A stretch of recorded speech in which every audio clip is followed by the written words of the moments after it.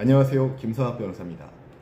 저는 대한변호사협회 공식 인증 제주 형사전문 변호사이자 제주지방법원 재판부별 국선변호사, 제주지방법원 논스톱 국선변호사를 역임하면서 수많은 교통사고 형사사건의 변론을 성공적으로 수행해왔으며 현재 다수의 교통사고 형사사건을 수임하여 변론하고 있습니다.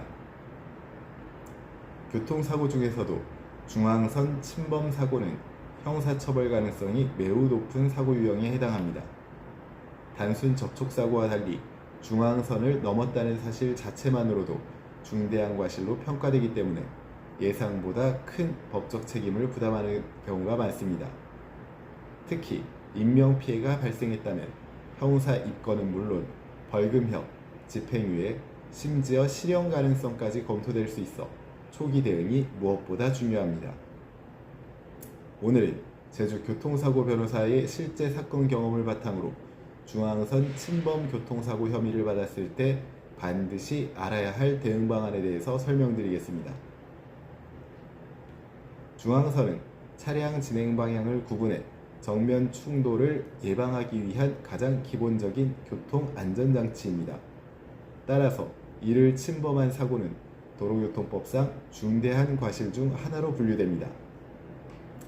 중앙선 침범이 인정되면 다음과 같은 특징이 있습니다. 종합보험 가입 여부와 관계없이 형사처벌이 가능하며 피해자 합의 여부와 관계없이 처벌 수위에 영향을 미칠 수 있습니다. 보험 처리만으로는 사건 종료에 어려움이 있을 수 있습니다. 즉, 단순 보험사고로 생각하고 대응했다가 형사 절차에 제대로 대비하지 못하는 경우가 많습니다. 많은 운전자들이 잠깐 선을 넘었을 뿐인데 라고 생각하지만 법원의 판단 기준은 생각보다 엄격합니다. 다음과 같은 경우 중앙선 침범으로 인정될 가능성이 높습니다.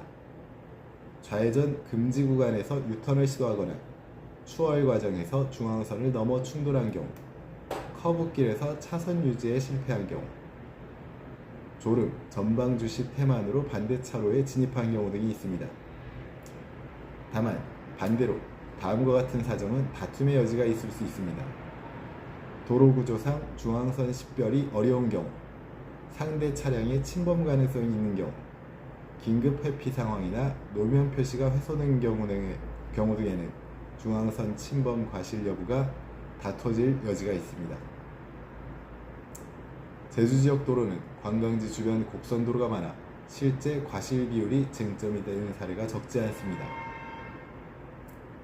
중앙선 침범 사고는 초기 행동 하나로 사건 방향이 달라질 수 있습니다. 반드시 해야 할 조치로는 즉시 2차 사고 방지 조치를 하고 경찰 신고 및 현장 보존 조치를 하며 블랙박스 영상을 확보하고 목격자 연락처를 확보할 필요가 있습니다. 이후 보험사에 통보해야 합니다. 특히 블랙박스 영상은 삭제되거나 덮어쓰기 되기 전에 반드시 백업해야 합니다.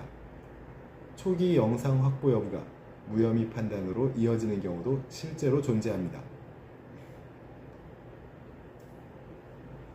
형사처벌 수위를 결정하는 핵심 요소로는 첫 번째, 피해 정도가 있습니다.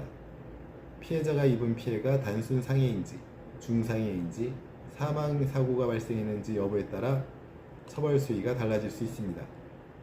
두 번째는 피해자와의 합의입니다. 교통사고 형사사건에서 가장 중요한 요소입니다. 합의 여부에 따라 벌금형, 집행유예, 실형까지의 결과 차이가 발생합니다. 세 번째는 운전자의 과거 전력입니다. 음주운전 전력이나 교통사고 전력, 벌점 및 행정처분 이력이 있었는지 여부가 쟁점이 될 수 있습니다. 초범 여부는 양형 판단에서 중요한 판단 기준이 됩니다. 교통사고는 시간이 지날수록 대응 선택지가 줄어듭니다. 중앙선 침범 사고로 수사 연락을 받았다면 혼자 판단하기보다는 사건 초기 단계에서 제주 교통사고 변호사와 상담을 통해 정확한 대응 전략을 세우는 것이 바람직합니다. 현재 교통사고 형사사건에 대한 법률적 도움이 필요하시다면 언제든지 제주 교통사고 변호사 김성학 법률사무소를 찾아주시면 신속, 정확한 해법을 제시해드리겠습니다.